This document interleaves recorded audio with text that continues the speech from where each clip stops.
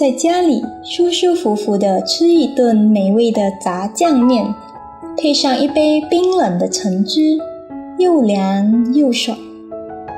欢迎回到我们的频道，做得简单，吃得开心。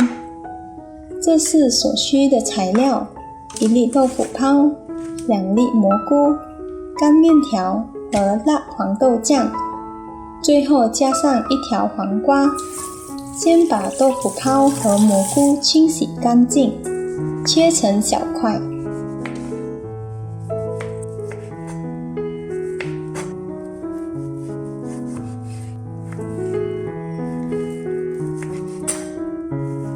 类似这样大小就可以了。取出2汤匙黄豆酱，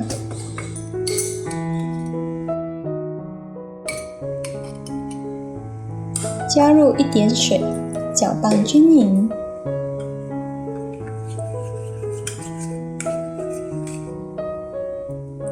接着我们开始煮面条，这个食谱是1到2个人的分量。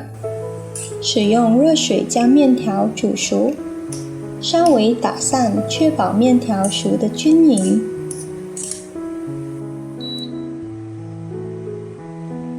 然后过一遍凉水，这样的话面条入口比较有嚼劲，所谓比较 Q 有韧性。把面条平均分配到2个碗里。把黄瓜洗干净，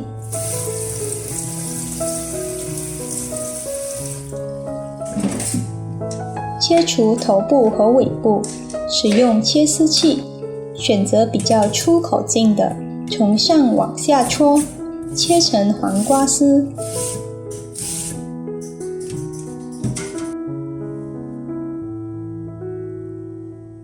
稍微把黄瓜丝里面的水渣挤出来，这样更清爽干脆，口感更好。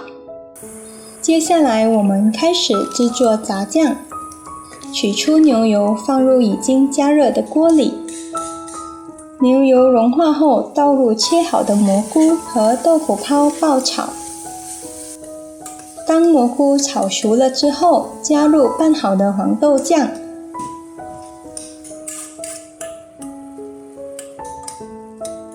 煮一煮就可以出锅了。美味的炸酱搭配面条和青瓜，简直就是绝配哦！谢谢您的收看，下期再会。